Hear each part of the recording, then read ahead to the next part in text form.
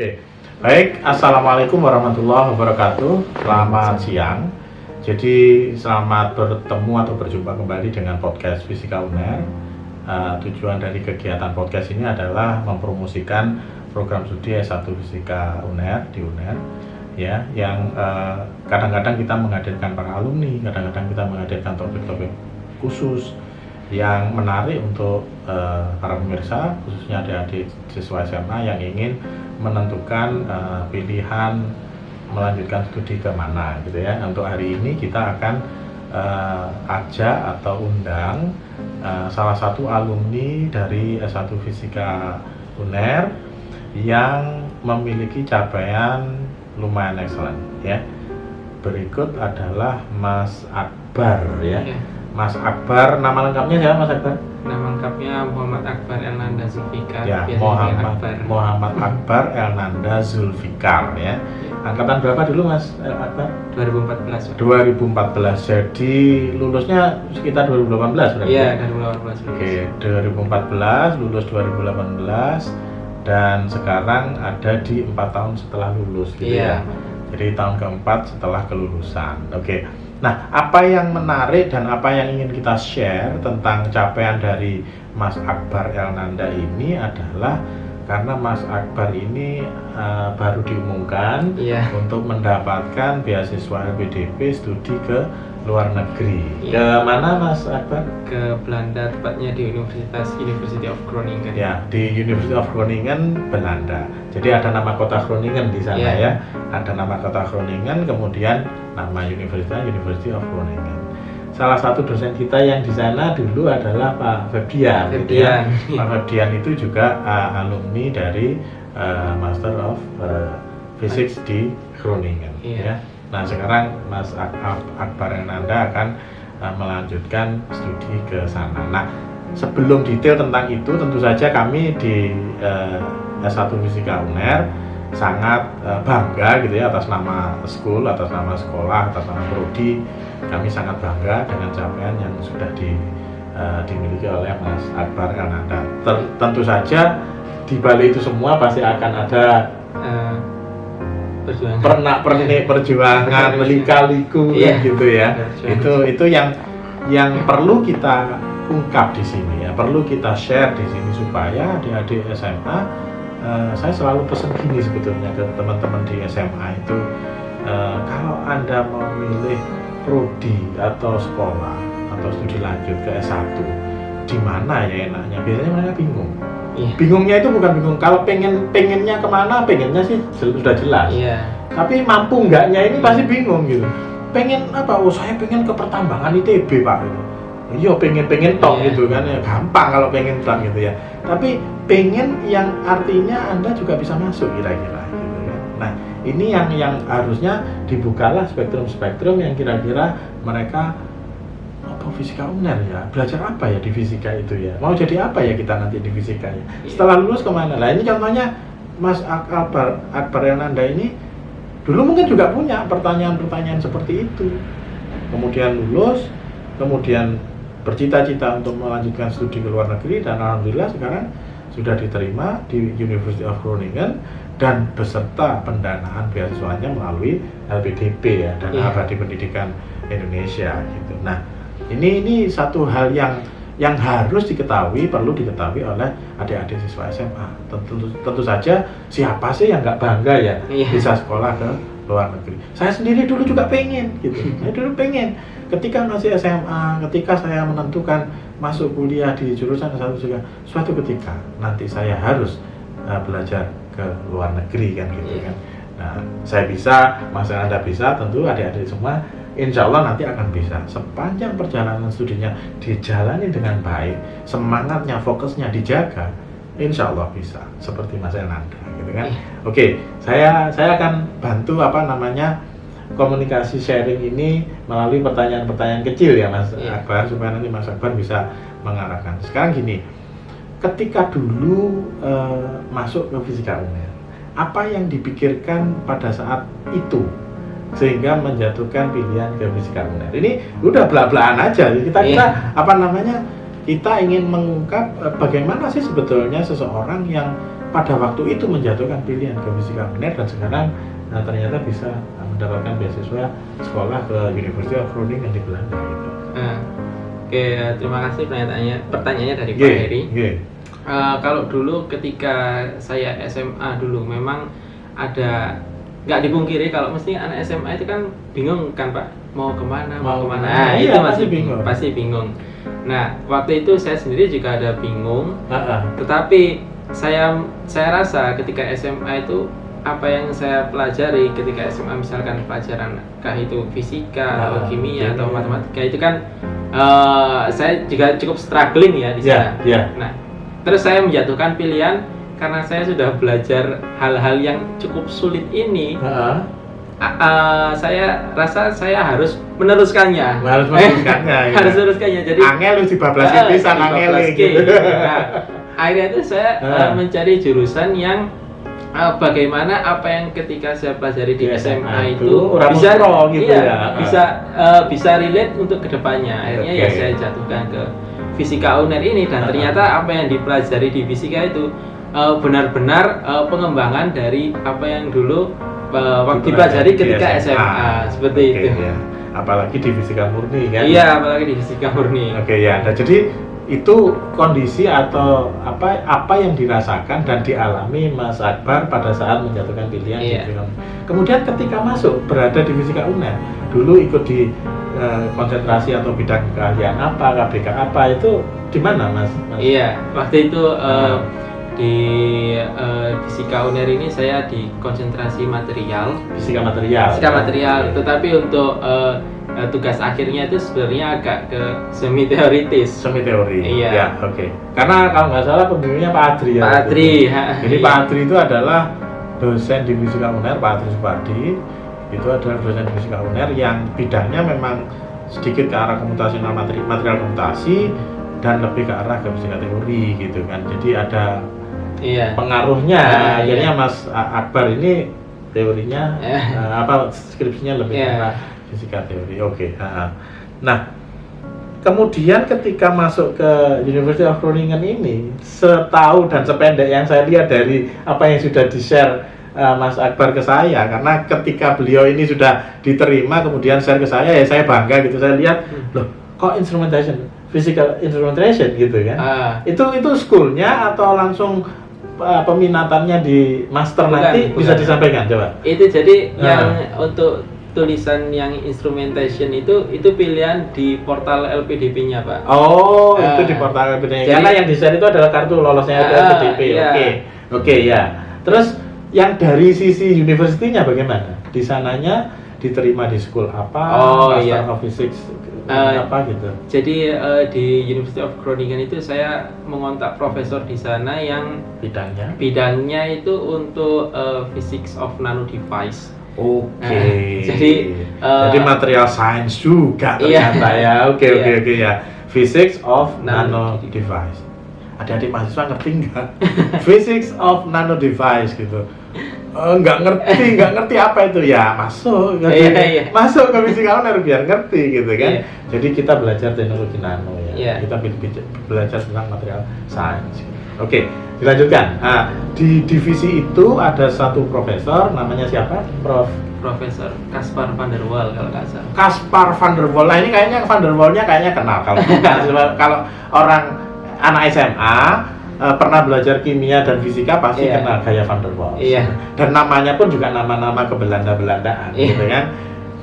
Van der Wal. Jadi Caspar van der Wal, Mas Akbar kontak waktu itu apa reaksi pertama atau reply pertama email kan mesti kontaknya ya? Gimana?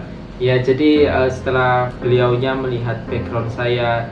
Ditanya ya, kita ngirim gitu ya sih? Iya, jadi itu Pak mengirim email yang menyatakan kalau saya tertarik dengan bidang riset ini. Nah kira-kira apakah saya bisa dengan background saya yang skripsi saya mengerjakan ini, apakah saya bisa mengikuti di bidang keilmuan tersebut? Dan beliaunya akhirnya menjawab bisa. Dan itu semua melalui email ya? Iya, melalui email sendiri. Kalau nggak salah jadi Mas Akbar ini ketika sudah diloloskan, saya nggak tahu apakah itu sebuah saran dari LPDP atau apa, sehingga mereka itu sama-sama bikin TikTok, share TikTok gitu ya. Jadi saya membaca beberapa evidence ya, bukti klarifikasi atau konfirmasi dari profesor yang menyatakan dia ini ditolak atau diterima, dan tentu saja nggak semudah yang kita lihat ya Mas Akbar ya. Mohon maaf saya menyampaikan yang indah-indah di sini. Tapi tentu saja kan perjuangannya mungkin tidak langsung saya daftar Groningen Pak dan terus diterima gitu. Kalau boleh kita tahu nih. Kira-kira ada berapa kali perjuangan sebelum itu? Kalau saya tahu sebetulnya, karena kan beberapa surat rekomendasi kan Mas Akbar minta ke saya, dan waktu itu Pak mohon maaf belum diterima dan sebagainya. Totalnya berapa kira-kira Mas Akbar? Supaya adik-adik juga tahu ini gitu ya. Kalau untuk dari awal sampai yang LPDP ini mungkin 24 ya, 24 usaha untuk mendaftar aplikasi beasiswa. Ya. Tapi kalau yang LPDP ini saya ketiga kalinya ini. Oh, gitu ya. LPDP ini yang ketiga jadi kali. Untuk pendanaannya. Jadi kalau kita mendaftarkan sekolah ke luar negeri itu pasti ada dua usaha ya, Pak. Usaha untuk diterima di sekolahnya dan usaha untuk nyarikan duitnya. Karena apa? Kita bukan siapa-siapa ya. Kita kan bukan anaknya Pak Kapolri gitu, bukan anaknya gubernur gitu ya. Kita itu kan ya orang biasa, cuma pengen sekolah ke luar negeri, tentu kita mengharapkan dapat pendanaan beasiswa. Nah, Mas Akbar, untuk yang LPDP ini perjuangan ketiga. Wah, kan bate gitu katanya ya. Perjuangan ketiga akhirnya lolos. Tapi apakah ketiga-tiganya itu juga ke University of Groningen atau beda-beda? Beda-beda. Oh, beda-beda. Keren ini gitu ya. Kemana saja yang untuk LPDP saja? Yang pertama itu sebenarnya daftar ke University of Twente. Oh, Twente di Belanda juga ya. Tapi ternyata di jurusan tersebut tidak didanai oleh pihak LPDP. Oke, jadi LPDP memang meliskan beberapa school yang dia danai. Oke. Dan itu ketika percobaan yang pertama itu memang saya nggak lolos. Dari LPDP-nya juga nggak lolos? Nggak lolos, kalau 20-nya udah dapet. Kalau 20-nya dapet ya? Oh, jadi yang dicoba-coba ini universitasnya sudah nerima semua gitu ya? Tapi ya itu keren. Ini luar biasa keren ini ya. Nah, adik-adik mungkin nggak bisa membayangkan, tapi yang jelas melihat, Anda bayangkan diri Anda sendiri ya. Anda lulus, kemudian Anda apply ke salah satu university yang menurut Anda itu the dream of apa ya? Saya nggak tahu istilahnya. Iya. Twente bro, gitu. Twente di Nederland gitu. Anda pengen kan pasti keluar bisa kuliah di sana. Dan Anda diterima gitu. Cuman ya sekali lagi, inilah perjuangan para pelajar Indonesia. Tidak bisa hanya sekedar hanya diterima. Harus lolos beasiswanya. Ini double filter yang sangat ketat ini, ya, double filter yang sangat ketat. Sehingga ketika kita diterima oleh uni-uni yang tadinya kita ingin bisa sekolah ke sana, belum tentu kita bisa berangkat ke sana karena aspek beasiswanya belum. Nah, oke. Yang kedua, Mas Akbar bisa ditanyakan. Yang kedua ini ketika yang percobaan pertama pengumuman Pak ya, nggak lolos. Akhirnya saya mempersiapkan untuk mana sih universitas yang dibiayai oleh LPDP. Ya, jadi kan akhirnya belajar dari yang tadi dari kesalahan. Ternyata itu harus milih yang ada di dana LPDP. Akhirnya daftarlah itu di Groningen juga. Oh, di Groningen yang kedua. Tapi ini ceritanya agak unik itu Pak ya. Ketika deadline LPDP tutup, surat letter of acceptance dari LPDP belum keluar. Oh, belum keluar malah. Jadi akhirnya ketika percobaan yang kedua itu saya daftarnya universitas dalam negeri karena saya belum memiliki LUE. Iya. Jadi gini. Jadi urutannya itu ketika kita mendaftarkan sekolah ke luar negeri pasti kita harus mendaftarkan letter of offer atau letter of acceptance kan gitu. Tanpa itu ya kita belum diterima. Nah, ketika kita belum diterima kita nggak bisa daftar pendanaan kan gitu. Nah, itulah yang dialami Mas Akbar. Pengennya Groningen sudah ada di list. Tapi ketika mau mendaftar LO-nya belum keluar. Akhirnya mendaftarlah sekolah di dalam negeri karena di dalam negeri itu juga didanai oleh LPDP dalam negeri kan gitu ya. Lolos nggak waktu itu? Sampai tahap wawancara. Lolos ya. Tapi setelah wawancara nggak lolos. Ya untung nggak lolos itu. Dalam hal ini sekarang bicara untung nggak lolos. Karena kalau lolos akhirnya nggak bisa yang ketiga gitu ya. Oke, baru yang ketiga Baru adalah yang ketiga ini yang groundingan ini. yang groundingan lagi, akhirnya LOE yang tadi sudah didapatkan meskipun setelah deadline-nya LPDP, saya ajukan lagi untuk tahun berikutnya. Akhirnya tahun ini gitu. Akhirnya udah lolos wawancara, lolos administrasi, terus ya LOE itu saya ajukan ke LPDP. Oke. Dan beruntungnya lagi ketika LPDP yang 2022 tahun ini, kalau sudah memegang LOE nggak perlu tes tulis. Oh gitu. Jadi langsung wawancara. Langsung wawancara. Ini kebijakan baru LPDP mungkin ya? Iya. Oke. Jadi begitu Anda mendapatkan LOE dari university yang Anda tuju, ya memang logikanya gitu ya? Iya. Karena apa? Kita itu berjuang di LOE, di university tujuan, kita sudah di interview lah, sudah ditanya macam-macam lah ya. Iya. Sudah disuruh ceritakan transkripnya gimana dan sebagainya. Jadi langsung wawancara. Iya, langsung wawancara. Dan alhamdulillah lolos. Alhamdulillah, yaitu belajar dari kesalahan sebelumnya kan. Yang kedua kan saya nggak lolos wawancara. Apa yang kurang? Iya, apa yang kurang itu. Jadi saya tanyakan ke teman saya yang memang award di LPDP. Oh gitu. Jadi best practice-nya harus kita contact gitu ya. Iya, oke. Jadi saya tanyakan gimana sih caranya wawancara LPDP biar bisa lolos, dan teman saya jika memberikan saran-saran yang seperti ini yang ternyata itu memang tidak dilakukan pada waktu itu ya. Oh gitu. Jadi saya sadarnya itu kalau memang gagal itu nggak apa-apa, tapi kamu harus belajar gitu loh. Kegagalan itu apa yang gagal? Apa yang perbaiki, coba lagi. Coba lagi. Dan alhamdulillah yang ketiga akhirnya. Iya, alhamdulillah. Keren. Tapi oke, itu tadi baru sekelumit yang 3. Padahal kan 24 ya. Coba disebutkan aja deh yang kira-kira apa ya yang kira-kira bisa eye catching gitu, university apakah? Seingat saya adalah segala gitu. Iya, itu Erasmus itu. Itu Erasmus. Iya. Gitu. Itu Erasmus yang tipe apa itu? Kalau La Scala itu large scale accelerator and laser. Itu yang jadi pengaplikasian untuk teknologi accelerator yang nuklir itu, Pak. Oh iya, di bidang fisika nuklir itu. Wow, keren dong. Ngerti pora wi, SMA wi gitu. Kalau di fisika SMA cuman ngitung energi ikat, Pak. Energi ikat sebuah atom gitu kan. Berapa jumlah proton, berapa jumlah neutron, berapa defek massa kan gitu kan ya. Ternyata La Scala juga ada loh. Kalau Anda memang tertarik itu mau yang jelimet-jelimet tentang fisika atom, fisika inti, itu kan itu, Pak. Itu juga diterima waktu itu. Kalau La Scala enggak. LOE-nya juga enggak dapat waktu itu. Itu langsung daftar ke universitas yang sudah di programnya Uni Eropa. Iya, jadi kita daftar ke board itu, dia yang akan mengarahkan, gitu kan. Nggak diterima waktu itu? Nggak diterima. Oke, jadi nggak diterima waktu itu. Terus ada lagi yang Italia? Politecnico di Milano. Di Milano. Mungkin Mas Akbar pengennya, aku besok kalau sekolah ke sana mau lihat Serie A gitu. Iya, mumpung suka sama sepak bola. Nah, mumpung suka sepak bola. Oh, Milan juga. Wah, ini kalau saya kan Laziale gitu kan. Oke, jadi pengen waktu itu masuk ke Politecnico di Milano. Iya.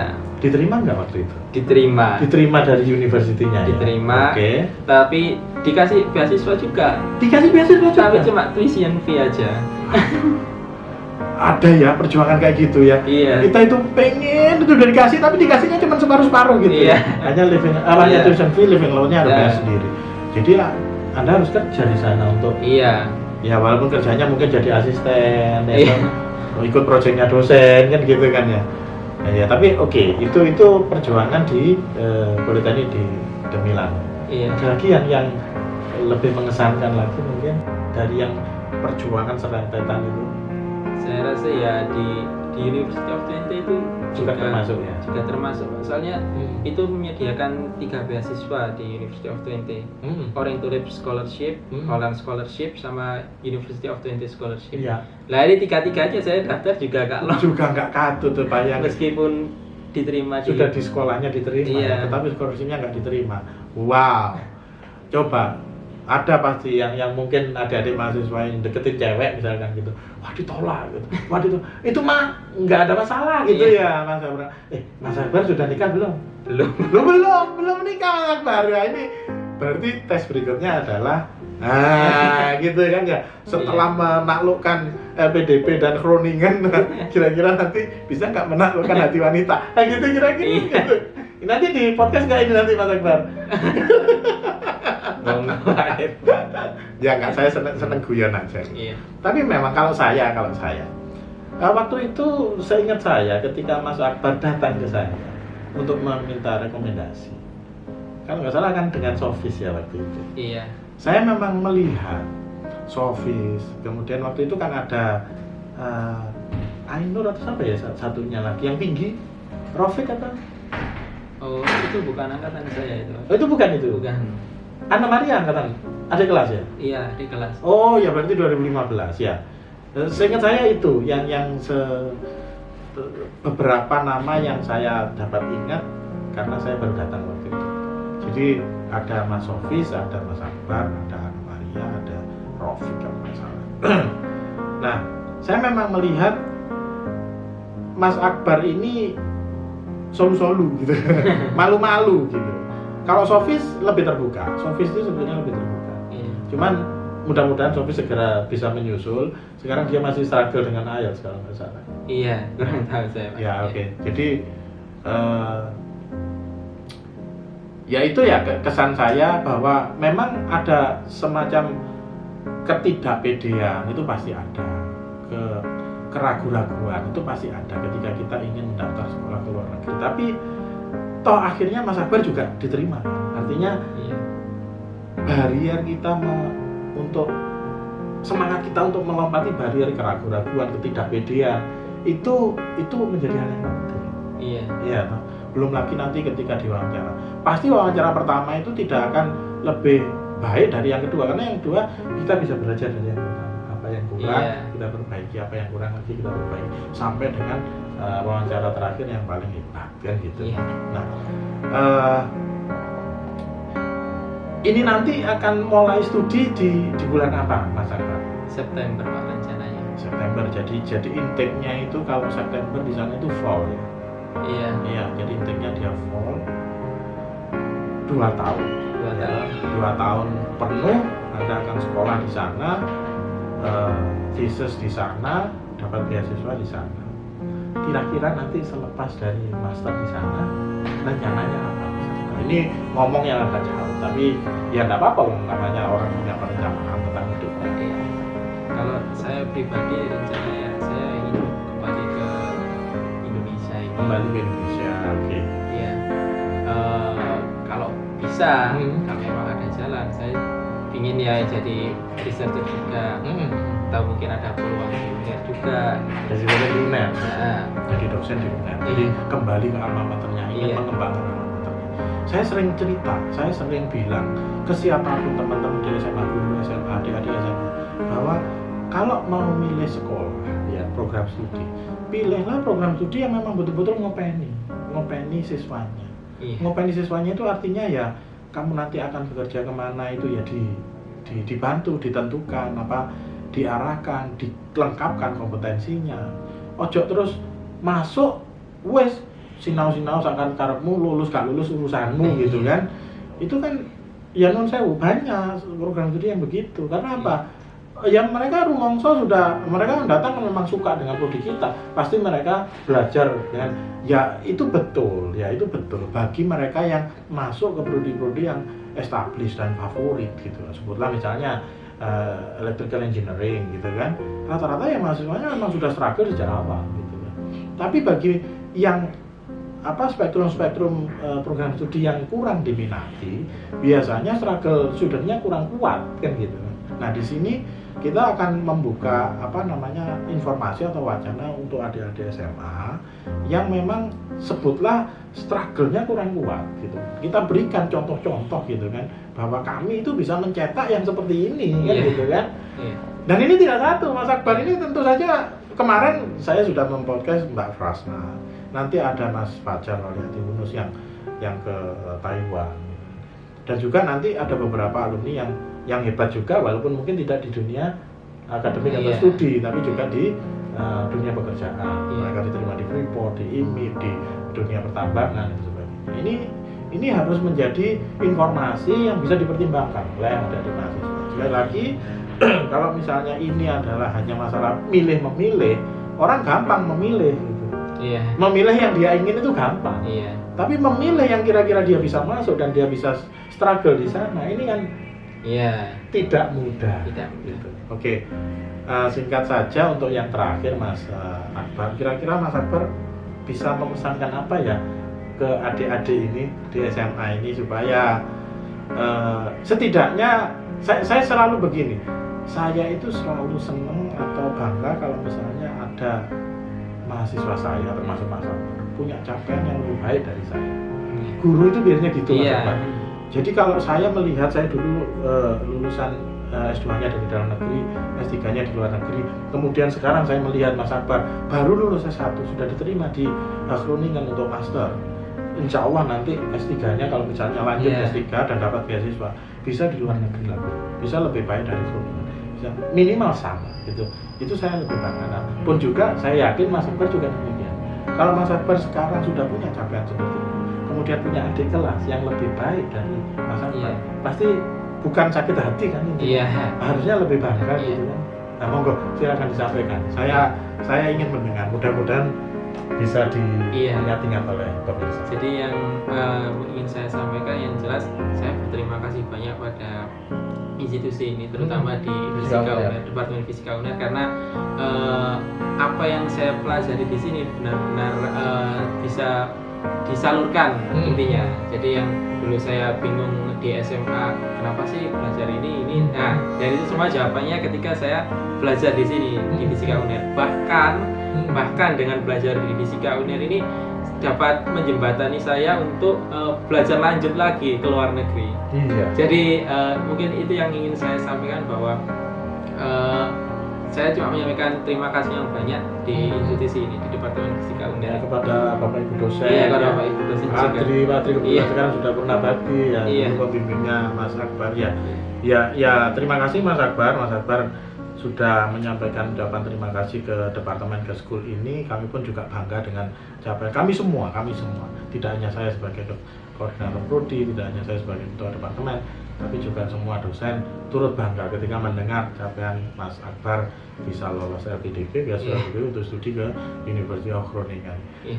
Demikian channel kita ya, untuk adik-adik SMA, untuk khalayak umum di luar sana yang ingin mengetahui tentang prodi S1 Fisika UNER, monggo silahkan bisa mempertimbangkan dan mendaftar, menjatuhkan pilihan ke prodi S1 Fisika UNER gitu, karena ternyata ke depan Anda bisa melihat spektrum-spektrum yang seperti ini yang mungkin belum bisa dibayangkan, dan kami juga akan sangat terbuka kalau misalnya ada pertanyaan atau ingin informasi, kontak saja kami gitu kan ke informasi di podcast kita ini. Jadi nanti bisa kita sampaikan, kami sangat terbuka ke masyarakat, adik-adik SMA, guru-guru SMA.